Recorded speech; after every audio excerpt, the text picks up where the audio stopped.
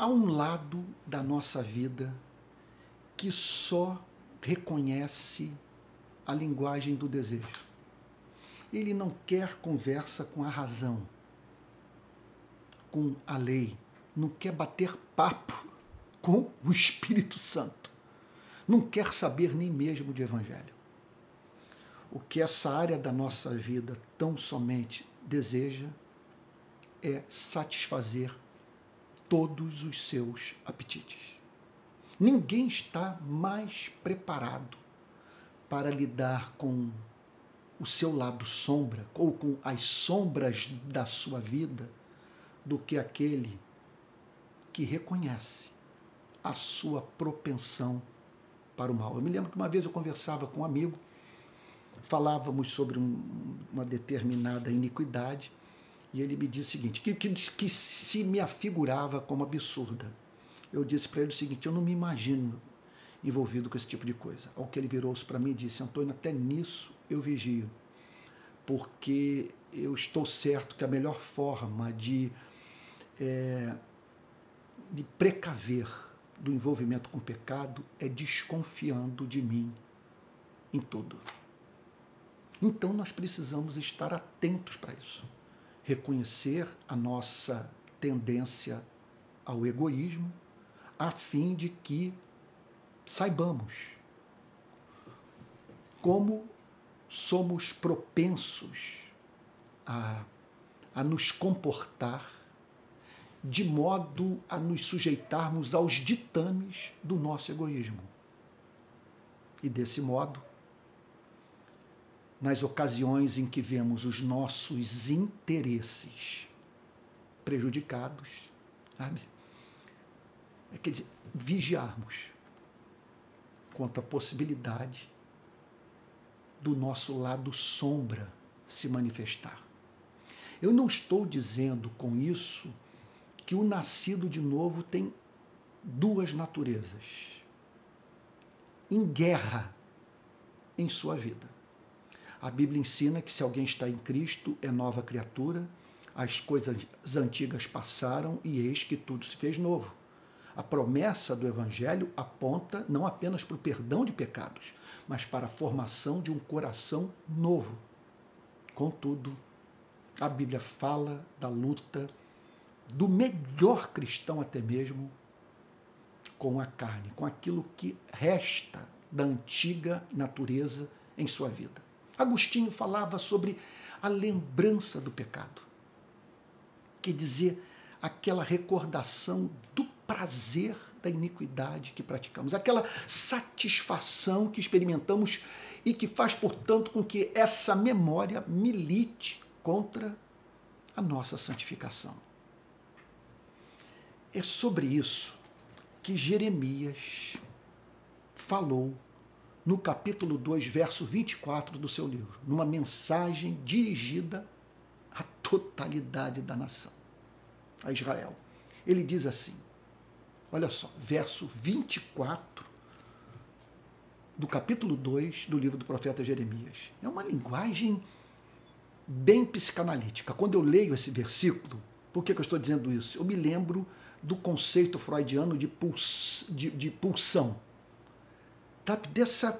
Desse desejo irrefreável, que muitas vezes vai de encontro aos nossos valores morais e que, por se tratar de algo muito vergonhoso para o nosso ego, leva-nos a tentar ocultá-lo de nós mesmos. Acontece que o desejo reprimido e que procuramos, portanto, sacar do nosso mundo consciente, uma vez que ele é muito brilhante, não significa desejo destruído.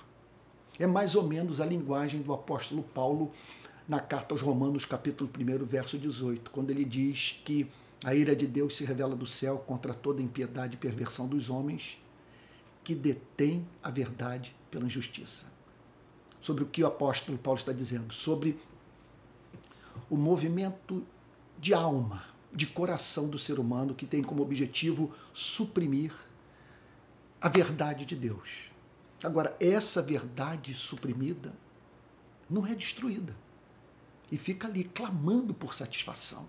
Então, o que acontece na nossa relação com Deus acontece na nossa relação com a nossa própria alma, com o nosso próprio inconsciente, com esses desejos que permanecem ocultos e que se manifestam aqui e ali, por meio daquilo que Freud chamava de atos falhos.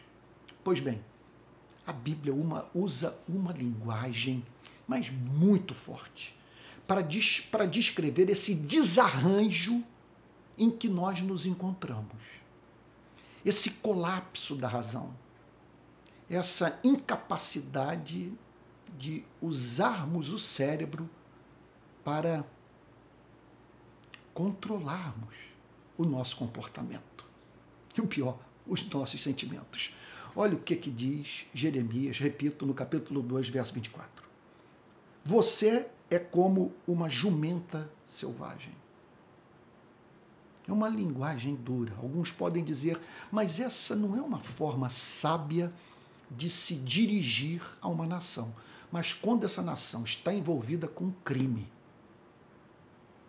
quando as relações trabalhistas são baseadas em egoísmo e na consequente exploração do homem pelo homem, quando, quer dizer, a iniquidade se torna traço da cultura, o profeta tem que se dirigir aos homens dessa maneira. Você como uma jumenta selvagem. Você perdeu o controle de si mesmo. Quer dizer, você se comporta de uma maneira irracional. Você nivelou a sua vida, a vida dos bichos. Ele prossegue dizendo, você como uma jumenta selvagem, acostumada ao deserto e que no ardor do cio fareja o vento. Meu Deus, que descrição impressionante. No ardor do cio fareja o vento. No desejo de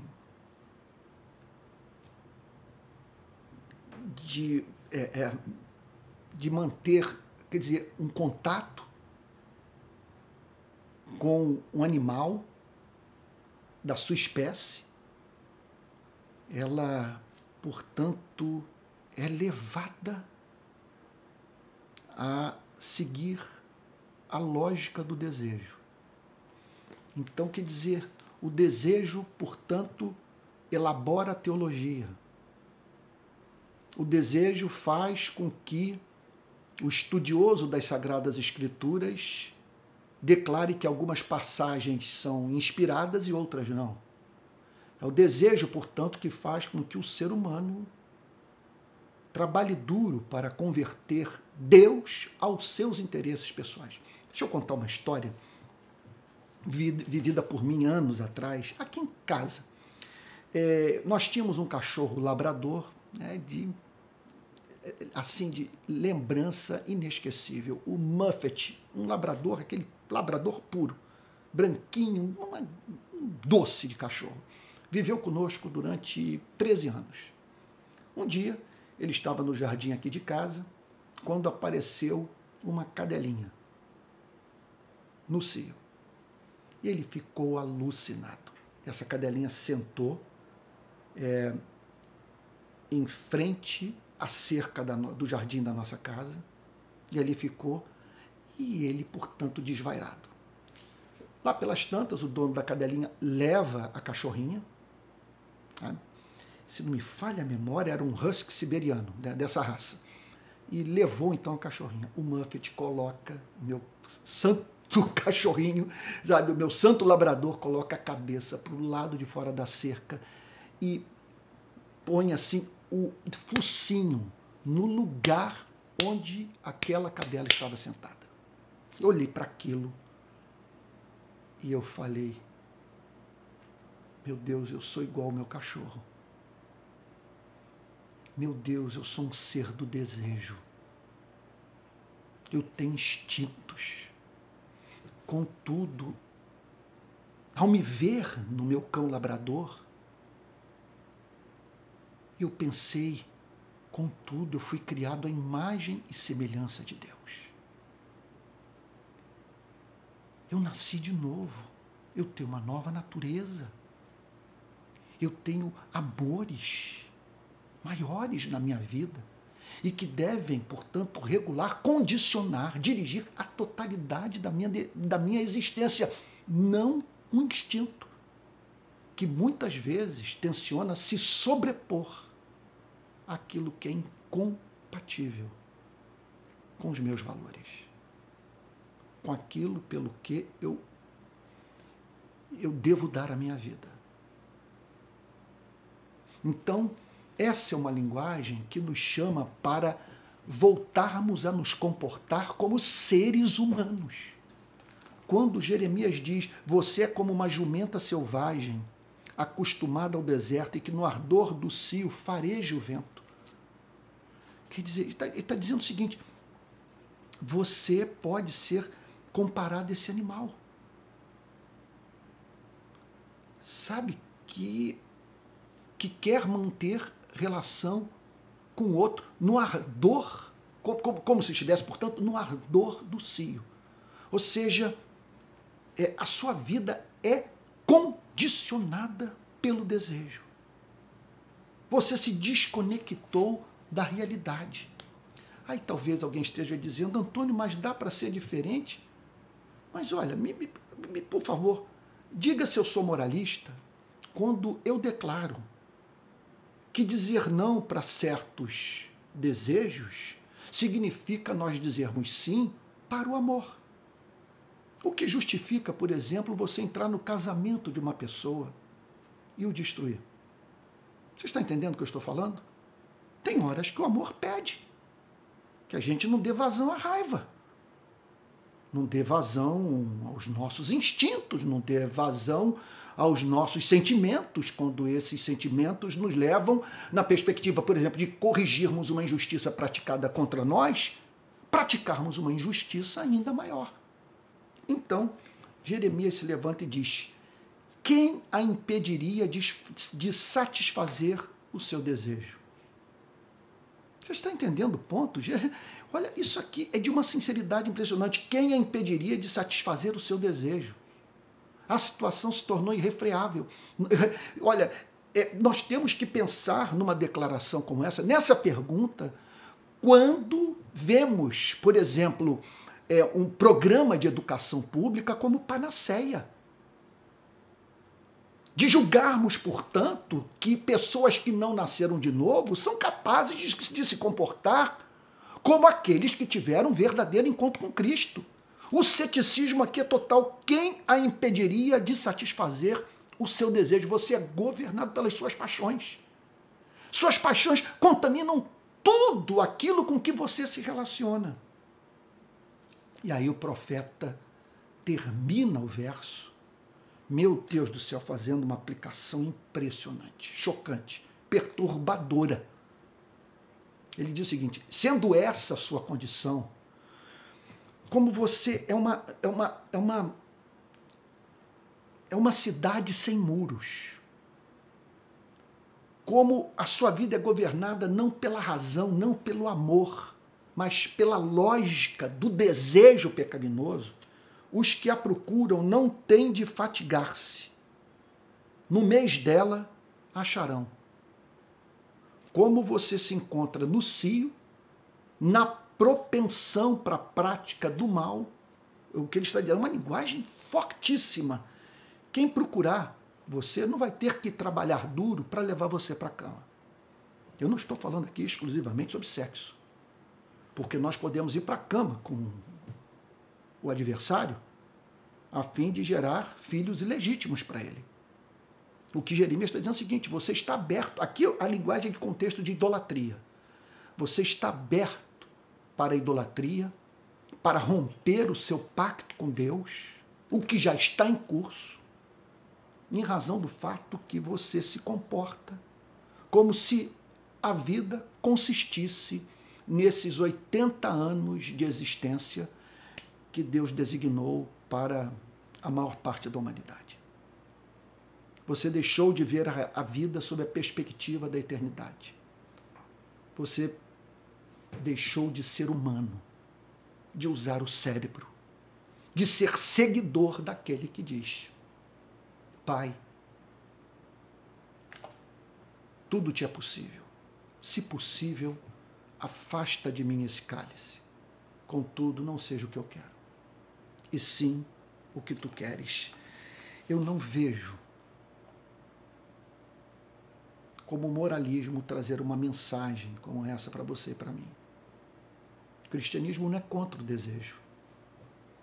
O cristianismo não é contra a paixão de natureza sexual, por exemplo. Nós temos no meio da Bíblia um livro dedicado ao sexo. O livro de Cantares fala muito sobre sexo. Não apenas sobre isso. Mas é impossível ler Cantares sem pensar no homem na cama com a mulher.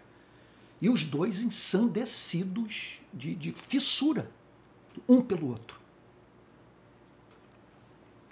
O problema é quando o desejo é absolutizado. O problema é quando o desejo viola a lei do amor. O problema é quando o desejo faz com que venhamos amargar aquela necessidade de fazermos uma colheita que não gostaríamos de fazer. De colhermos família destruída, reputação arruinada. Nos preocuparmos com a nossa reputação é legítimo. Se o meu nome estivesse associado a alguma iniquidade, você não estaria aqui hoje me ouvindo. Você está me ouvindo porque você crê que eu creio. Então nós devemos ter zelo pelo nosso nome e, portanto, quando nós seguimos a lógica do desejo, quando ouvimos a voz desse malandro que está dentro de nós, o que ocorre é isso. Rompemos pactos, alianças, entristecemos o Espírito Santo. E o que a Bíblia está dizendo é o seguinte: Deus não criou você para se comportar como, linguagem de Jeremias, como a jumenta selvagem no cio. Há algo em você que deve reinar sobre a totalidade da sua vida. A consciência, esclarecida pela verdade no poder do Espírito Santo, que tem como objetivo levá-lo a viver a vida de Cristo, que viveu para dar sua vida pelos seres humanos e com suas atitudes tornar a beleza do Pai refletida em sua vida. Vamos orar. Pai Santo, estamos falando sobre aquilo que nos é muito custoso. Dizer não para esses desejos é como arrancar o braço, arrancar o olho. Senhor, o próprio Senhor Jesus reconheceu que é uma extração dolorosa. O desejo da vingança, de devolvermos na mesma moeda, Senhor, de ferirmos a reputação de alguém, de nos apropriarmos daquilo que não nos é de direito, Senhor querido. Não permita que nos comportemos como animais irracionais, porque fomos feitos à sua imagem e semelhança. E se somos cristãos, nascemos de novo e fomos chamados por Cristo para expressar a beleza do nosso Salvador. No nome de quem oramos, com perdão dos nossos pecados. Amém. Amém.